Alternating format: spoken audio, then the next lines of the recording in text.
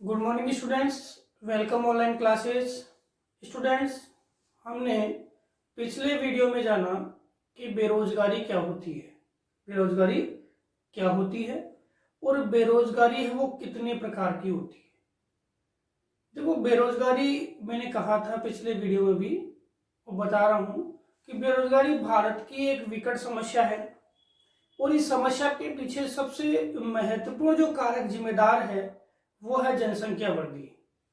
और जनसंख्या वृद्धि के साथ साथ भारत में रोजगार उन्मुख नीति का अभाव, भारत में रोजगार उन्मुख नीति का अभाव, जो रोजगार क्षेत्र है उनकी कमी है, जो भारत में बेरोजगारी को क्या कर रही है, बढ़ा रही है।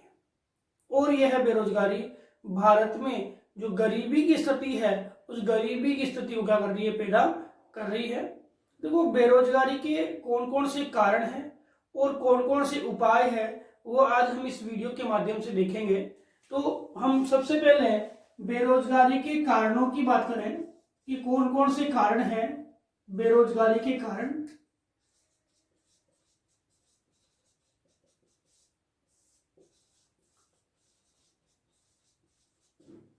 बेरोजगारी के कारणों में देखें तो सबसे पहला कारण है रोजगार परक शिक्षा का अभाव। रोजगार परक शिक्षा का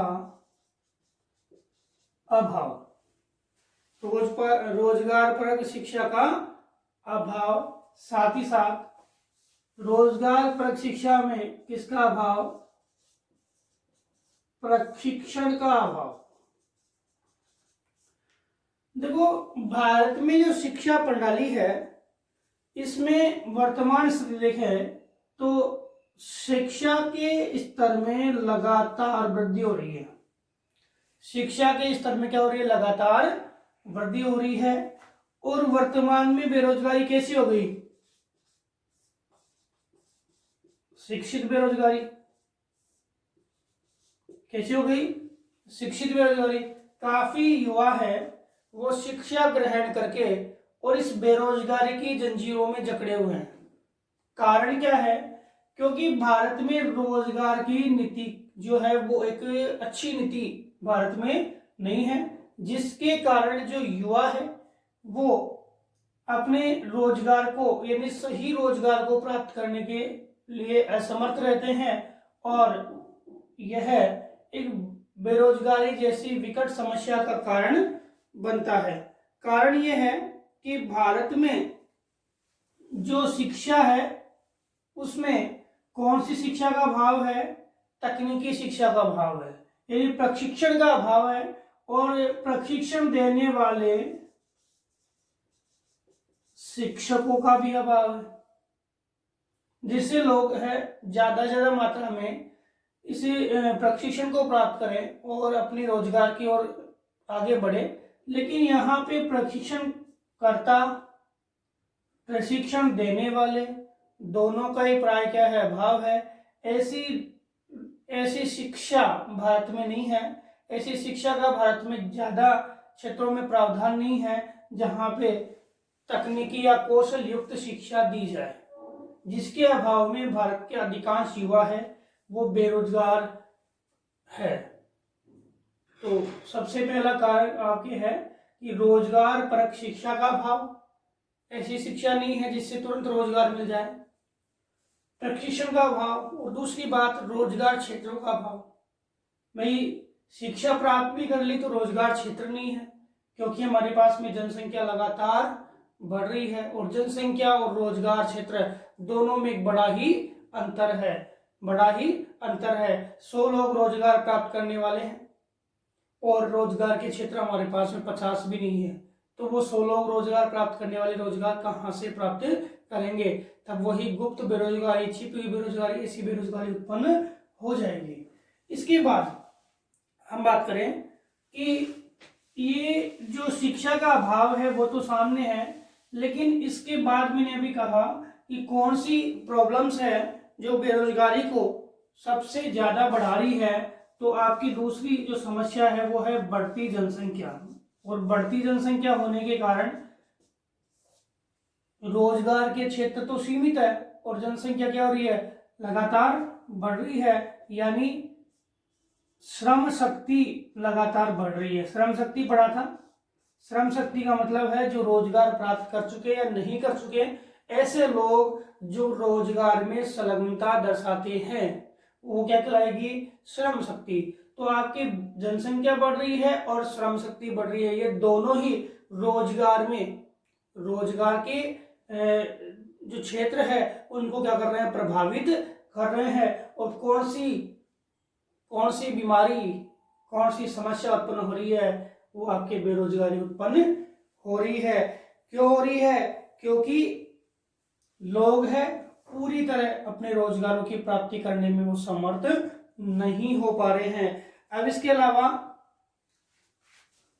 तीसरी बात हम करें, हमारे पास में क्या है, अनुप्रयुक्त तकनीक है। अनुप्रयुक्त का मतलब जो तकनीक उपयोग नहीं की जानी चाहिए वो तकनीक उपयोग हो रही है। जैसे भारत में कृषि और भारत में उद्योग, इनमें ऐसी तकनीक जो मशीनीकृत तकनीकी है उसका उपयोग कर रहे हैं। अब मशीनीकृत तकनीकी का उपयोग कर रहे हैं तो क्या होगा, श्रम गहनता,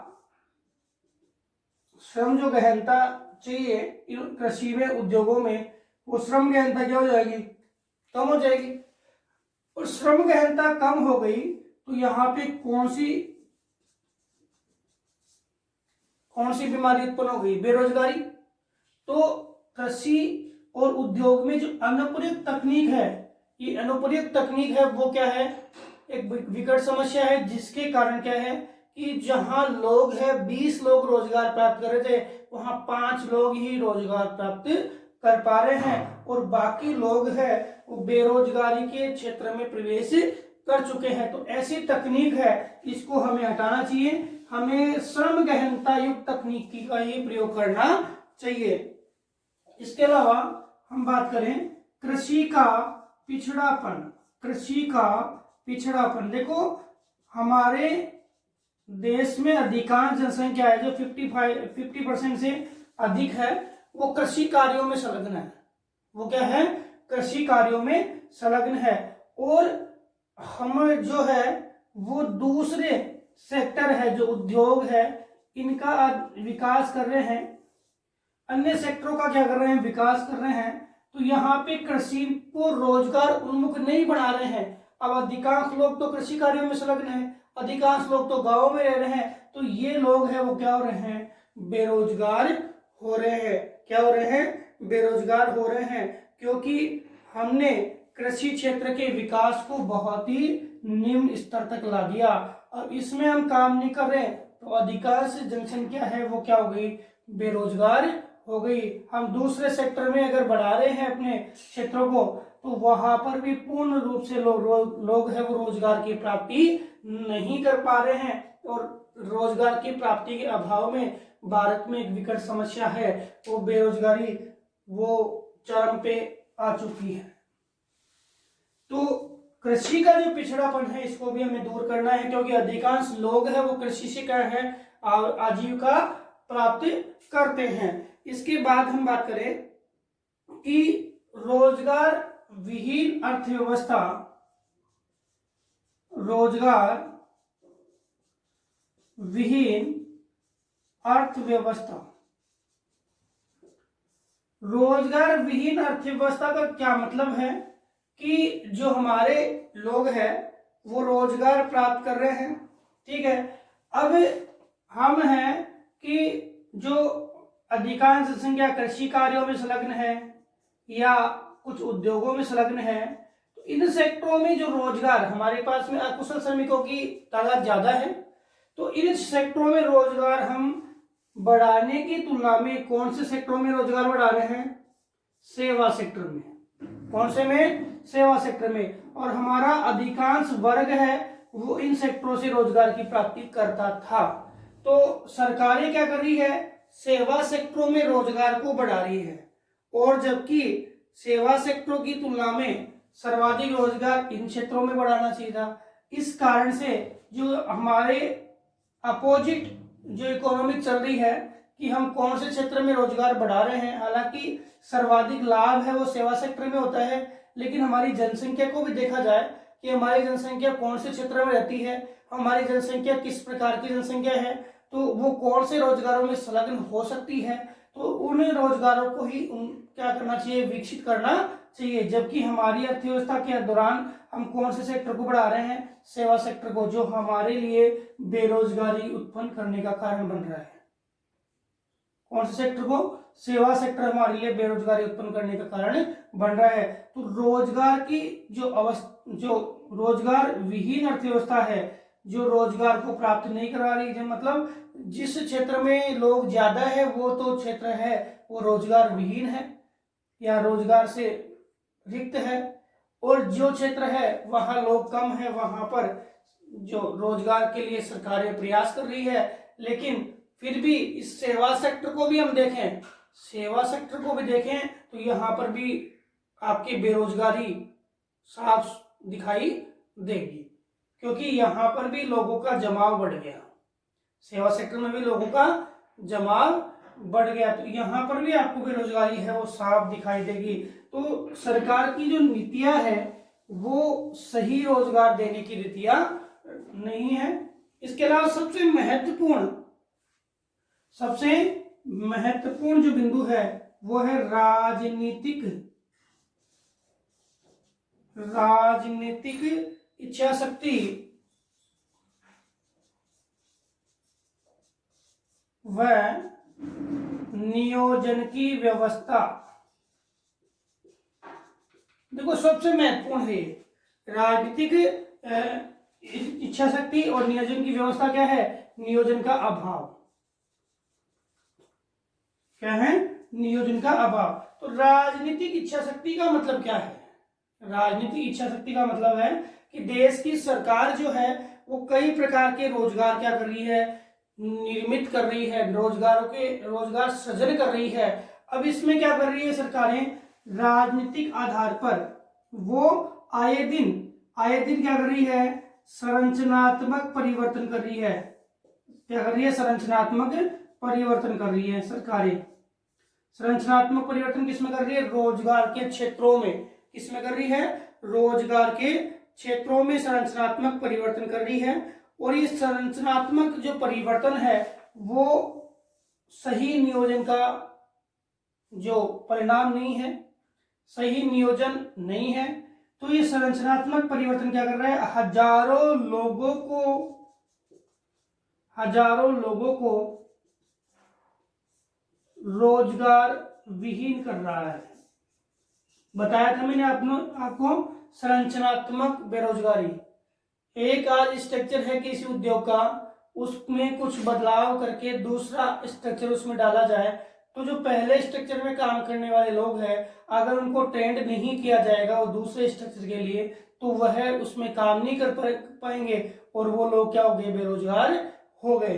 तो ऐसी स्थिति, और फिर वो क्या करते हैं दूसरे स्तर में, वो क्या करते हैं ऐसे लोग जो लोगों को रोजगार देते हैं और कम वेतन में क्या करते हैं रोजगार उनको देते हैं, जिससे उनको क्या होता है? फायदा होता है। तो ऐसी स्थिति, वो संरचनात्मक परिवर्तन जो है वो राजनीतिक आधार पर हो रहा है। अब इन कार्यक्रमों में भी सामंजस्य का अभाव है, और सबसे मेन बात जो आती है ना वो आती है भ्रष्टाचार की। यहाँ पे सबसे मेन मुख्य बात है भ्रष्टाचार की, कि इन कार्यक्रमों के अंदर जो लोग हैं वो ज्यादा से ज्यादा मात्रा में रोजगार की प्राप्ति नहीं कर पाते हैं, और यहाँ पर भी जो भ्रष्टाचार रूपी रिसाव है वो होता है। लोगों को कई प्रकार के जो लाभ, जो ये राजनीतिक जो लोग हैं वो क्या करते हैं अपने लाभ के लिए क्या करते हैं? रोजगार प्रदान करते हैं। अपने लाभ के लिए क्या करते हैं? रोजगार प्रदान करते हैं, क्योंकि वहां लोग जैसे संरचनात्मक परिवर्तनों का इतने लोग नहीं पहुंच पाते, और कुछ लोग हैं गिने चुने लोग हैं उनको अपने लाभ के लिए रोजगार प्रदान करते हैं। तो ये सबसे मुख्य व्यवस्था है जो बेरोजगारी के लिए क्या है? एक बड़ा संकट है, क्योंकि वो लोग जाएंगे नहीं, हर लोग नहीं जाएंगे, क्योंकि उनको पता है कि वहां जाने पे कौन सी बीमारी उत्पन्न है। ये बीमारी उत्पन्न है तो उनके पास में इतना पैसा है नहीं कि वो जाके रोजगार की प्राप्ति कर ले। तो विद्यार्थियों, ये समस्या रोजगार परक शिक्षा का अभाव है, बढ़ती जनसंख्या और श्रम शक्ति, अनुपयुक्त तकनीकी, जहां पे तकनीकी उपयोग करनी चाहिए कैसी, हमारे गहन श्रम युक्त वाली, और वहां हम कौन सी कर रहे हैं, मशीनीकरण। तो जिसके कारण क्या होगा, जिसके कारण यहाँ पे रोजगार है वो लोगों को मिल रहा था, वो रोजगार से विमुख हो जाएंगे, विहीन हो जाएंगे। कृषि का पिछड़ापन है। अब कृषि का पिछड़ापन बता रहे हैं कि अधिकांश लोग कृषि कार्यों में संलग्न, और वहां हम रोजगार क्षेत्रों को हम हटा दें तो वहां पे लोग क्या हो जाएंगे, बेरोजगार हो जाएंगे। ऐसी रोजगार विहीन अर्थव्यवस्था है, रोजगार विहीन अर्थव्यवस्था, जिस सेक्टर में रोजगार चाहिए वहां तो खाली है, और जहां रोजगार की आवश्यकता नहीं है वो सेक्टर है रोजगार खोल रहे हैं।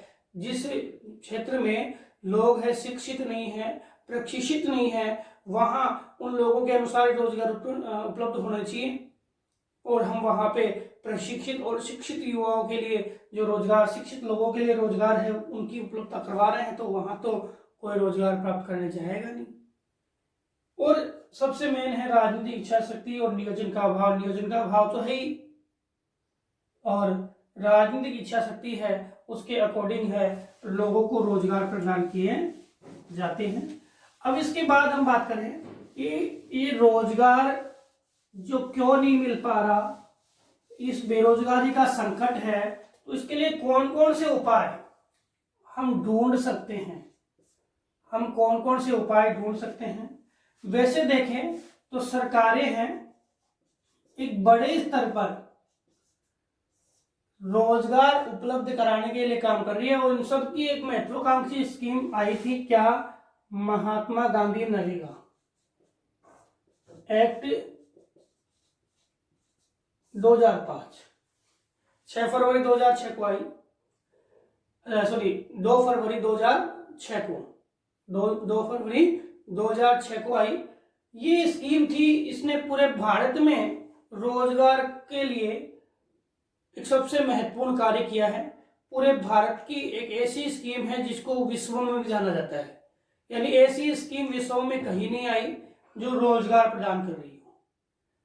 सब क्षेत्रों में रोजगार प्रदान करने के लिए आपकी जो मनरेगा है ये सबसे महत्वपूर्ण स्कीम थी, जो बेरोजगारी को दूर करने के लिए एक महत्वपूर्ण कदम थी, और इसने काफी हद तक बेरोजगारी को दूर भी किया है। इसके अलावा हम बात करें तो आपके स्वर्ण जयंती स्वरोजगार योजना, स्वर्ण जयंती स्वरोजगार योजना, ये योजना भी चल रही है। इस योजना की शुरुआत हुई थी 1 अप्रैल 1999 को। इसमें आपके जो स्वरोजगार के लिए ट्राइसेम है, प्रशिक्षित जो स्वरोजगार योजना है, इसके अलावा आपके सिट्रा है, मिलियन वेज स्कीम है, कई प्रकार की योजनाएं हैं वो इस योजना में मिली 1999 को। और ये योजना जो है वो आपके 2011 में जिसका नाम परिवर्तित हो गया वो है राष्ट्रीय ग्रामीण आजीविका मिशन, और ये वर्तमान में लोगों को प्रशिक्षण का काम भी कर रही है। साथ ही साथ जो आपके स्वयंसेवी संस्थाएं हैं उनके माध्यम से ये जो बाल विकास और महिला विकास के लिए भी काम कर रही है, और लोगों को रोजगार प्रशिक्षण भी दे रही है। ये समस्त कार्य ये जो स्कीम है वो कर रही है राष्ट्रीय ग्रामीण आजीविका मिशन। तो इसके अलावा हम देखें कि भारत में रोजगार उन्मुख क्रियाओं के लिए भारतीय सरकार काम कर रही है। इसके अतिरिक्त जैसे मैंने बताया था, एक तो संरचनात्मक और एक ग्रसनात्मक, ये जो बेरोजगारी है, जैसे संरचनात्मक है, रूप परिवर्तन कर रहे हैं उद्योगों का, और कई प्रकार की हड़तालें हैं, अपनी मांगे जो मानने के लिए कई प्रकार की हड़तालें करते हैं, अनशन करते हैं। ये क्रियाएं हैं वो वर्तमान में भी है, संचालित है, और ये अल्पकालीन परिवर्तन करती है, यानी बेरोजगारी का एक अल्पकालीन स्वरूप है जिसमें कुछ समय के लिए लोग हैं वो रोजगार से विमुख रहते हैं।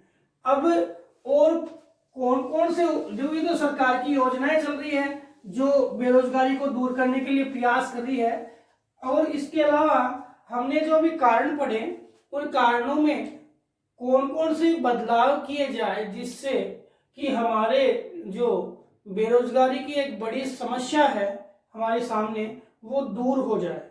तो इसके लिए हम पहला उपाय देखें तो पहला उपाय है कि जो सरकार है, सरकार द्वारा स्वरोजगार के लिए प्रशिक्षण कार्यक्रम को बढ़ावा दिया जाए। प्रशिक्षण कार्यक्रम को क्या दिया जाए? बढ़ावा दिया जाए। ये प्रधानमंत्री कौशल योजना हमने पढ़ाई था, 2016 में आई थी। प्रधानमंत्री कौशल योजना में क्या कर रही है? युवाओं को रोजगार के लिए प्रशिक्षण दे रही है। 3 महीने का, 6 महीने का, 12 महीने का ये डिप्लोमा दे रही है, और डिप्लोमा करवा करके और उसी क्षेत्र में उसको क्या कर रही है? रोजगार उपलब्ध करवा रही है। तो ये स्वरोजगार के लिए प्रशिक्षण देना ये सबसे मेन बात है। इसके अलावा सबसे मुख्य बात यह है कि सरकार प्रशिक्षण दे रही है तो सरकार द्वारा जो दिशाव है, कहने का मतलब भ्रष्टाचार की रूपरेखा है, वो क्या हो? न्यूनतम हो या कम, बिल्कुल खत्म हो जाए, तब लोग है वो प्रशिक्षण कर पाएंगे। क्योंकि सरकार प्रशिक्षण देती है, वो निःशुल्क देती है, बहुत कम मूल्य पर देती है और बहुत कम सीटों पे देती है। तो ये प्रशिक्षण है कम मूल्य और कम सीटों पे मिल रहा है, तो यहाँ पे क्या होती है? राजनीति स्टार्ट हो जाती है। और यहाँ राजनीति स्टार्ट हो गई तो समझो क्या हुआ? रिसाव स्टार्ट हो गया। और रिसाव क्या है? कम करना है। ये सबसे मेन बात है। दूसरी बात हम करें कि इसमें और क्या किया जाए, तो युवाओं को प्रशिक्षण देने के लिए युवाओं को क्या दे रहे हैं? स्वरोजगार प्रशिक्षण दिया जा रहा है। तो स्वरोजगार प्रशिक्षण के लिए युवाओं को स्वरोजगार प्रशिक्षण के लिए क्या करें? प्रेरित किया जाए, उनको मोटिवेट किया जाए कि आप है वो रोजगार उन्मुख क्रियाएं हैं उनमें प्रशिक्षण प्राप्त कर सकते हो। तो स्वरोजगार के लिए जो प्रशिक्षण है उसके लिए क्या किया जाए? प्रेरित किया जाए। प्रशिक्षण के लिए प्रेरित किया जाए। स्वरोजगार प्रशिक्षण के लिए क्या किया जाए? प्रेरित किया जाए। इसके बाद और क्या उपाय हम ढूंढ सकते हैं? तो इसके अंतर्गत हम जो तीसरा उपाय हम ढूंढे, तो हमारे देश में सर्वाधिक लोग हैं वो कृषि कार्यों में संलग्न है। कहां पर है? कृषि कार्यों में संलग्न है। अब कृषि पे दबाव बढ़ रहा है, कृषि पर क्या बढ़ रहा है? दबाव। तो इस कृषि के दबाव को हमें क्या करना है? कम करना है। इस कृषि को के दबाव को कम करने के लिए किसकी स्थापना करें? उद्योगों की स्थापना करें। किसकी स्थापना करें? उद्योगों की। और लोगों को उद्योगों में ज्यादा मात्रा में क्या है? प्रशिक्षण दिया जाए और रोजगार उपलब्ध कराया जाए, जिससे कृषि पे दबाव क्या हो जाए? कम हो जाए और लोग है वो क्या कर सकें? अपने रोजगारों की प्राप्ति कर सकें। इसमें आपने पढ़ाई था मेक इन इंडिया अभियान इसीलिए चलाया गया कि भारत का युवा है वो भारत देश में रोजगार की प्राप्ति करे, उसको कहीं दूसरे देशों में जाने की आवश्यकता नहीं है। ये भी एक महत्वपूर्ण उपाय है जो कृषि क्षेत्रों में दबाव को कम करेगा। इसके अलावा कुशल नियोजन की आवश्यकता है, वो देश की सरकार को अपनानी चाहिए। कुशल नियोजन की आवश्यकता के अंतर्गत देखें तो रोजगार सृजन, कौन से एरिया में ज्यादा ये समस्या है उन एरियो में रोजगार का सृजन किया जाए, और रोजगार सृजन में वहां पर जो लोग जैसे हैं उन्हीं के अनुसार रोजगार की प्राप्ति या रोजगार क्षेत्रों को वहां पे सृजित किया जाए। ऐसा नहीं है, अभी मैंने कहा था अनुप्रयुक्त तकनीकी आ गई, कृषि क्षेत्रों में लोग संलग्न हैं, कृषि क्षेत्र कार्य कर रहे हैं, तो उनको कृषि क्षेत्रों में ही बढ़ावा देने के लिए ऐसे उपकरण, ऐसी तकनीक उपलब्ध कराई जाए कि वहीं पर वो लोग उत्पादन में वृद्धि कर सके। और ऐसे जैसे उद्योगों में है, तो उद्योगों में लोग हैं तो उद्योगों का विकास वहां पे होना चाहिए। अब सेवा सेक्टर में तो बस सेवा सेक्टर का विकास होना चाहिए। ऐसा नहीं है कि जहाँ कृषि उद्योग है वहां सेवा सेक्टर का विकास कर रहे हैं, और जहाँ सेवा सेक्टर की आवश्यकता है वहां कृषि और उद्योगों का विकास कर रहे हैं। तो ऐसी रूपरेखा है, उसको बदलाव करके और सही तकनीकी का क्या करना चाहिए, हमें चयन करना चाहिए।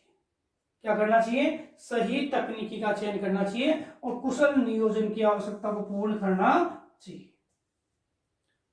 तो विद्यार्थियों समझ में आ गया होगा। वैसे देखो सामान्य बात है, बेरोजगारी जो है एक विकट समस्या है, सब जानते हैं ये चीज। वैसे बेरोजगारी सामान्य बात नहीं है, बेरोजगारी एक विकट समस्या है, ये सब लोग जानते हैं, सामान्य बात है। और इस समस्या के कौन कौन से कारण है ये भी हम जो अपने स्टैंडर्ड तक आ गए तो हम जानते हैं कि हमारे आसपास में जो बेरोजगारी की रूपरेखा है वो कैसी है। साथ ही साथ क्या उपाय किया जा सकता है, तो क्या उपाय करेंगे, तो उपाय जो है वो हमारे सामने है कि बेरोजगारी दूर करने के लिए सरकार प्रयास कर रही है।